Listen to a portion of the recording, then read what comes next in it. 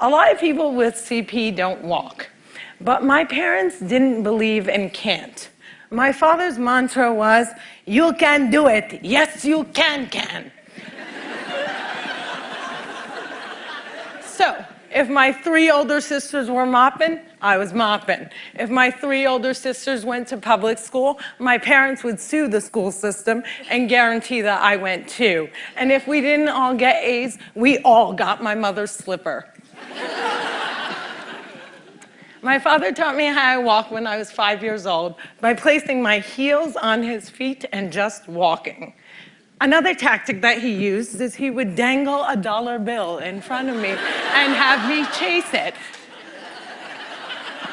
My inner stripper was very strong, and by the first day of kindergarten, I was walking like a champ who had been punched one too many times. Growing up, there were only 6 Arabs in my town, and they were all my family. Now there are 20 Arabs in town, and they are still all my family. I don't think anyone even noticed we weren't Italian.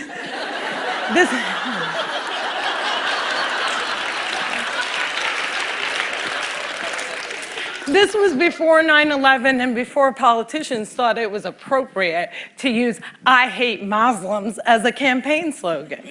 The people that I grew up with had no problem with my faith. They did, however, seem very concerned that I would starve to death during Ramadan.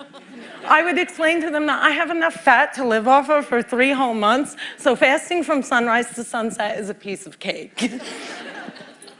I have tap danced on Broadway. Yeah, on Broadway. It's crazy.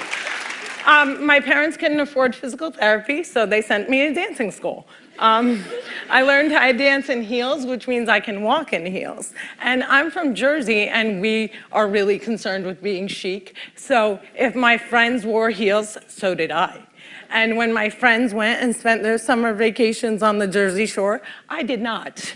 I spent my summers in a war zone because my parents were afraid that if we didn't go back to Palestine every single summer, we'd grow up to be Madonna.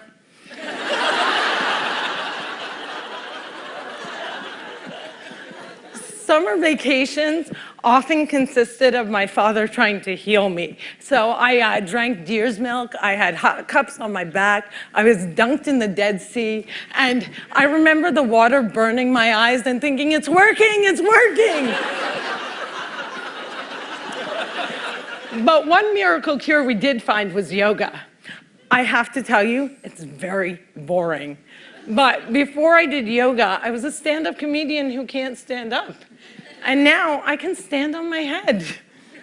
My parents reinforced this notion that I could do anything, that no dream was impossible. And my dream was to be on the daytime soap opera General Hospital. I went to college during affirmative action and got a sweet scholarship to ASU, Arizona State University, because I fit every single quota. I was like the pet lemur of the theater department. Everybody loved me. I did all the less than intelligent kids' homework. I got A's in all of my classes, A's in all of their classes. Every time I did a scene from The Glass Menagerie, my professors would weep. But I never got cast. Finally, my senior year, ASU decided to do a show called They Dance Real Slow in Jackson. It's a play about a girl with CP. I was a girl with CP.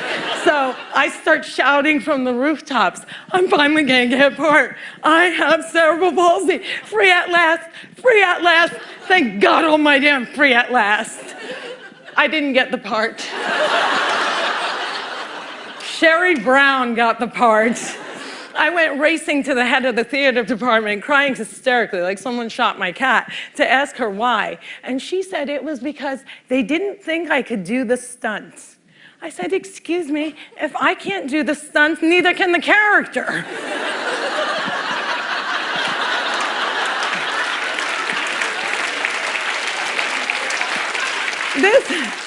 This was a part that I was literally born to play, and they gave it to a non-palsy actress. College was imitating life. Hollywood has a sordid history of casting able-bodied actors to play disabled on screen.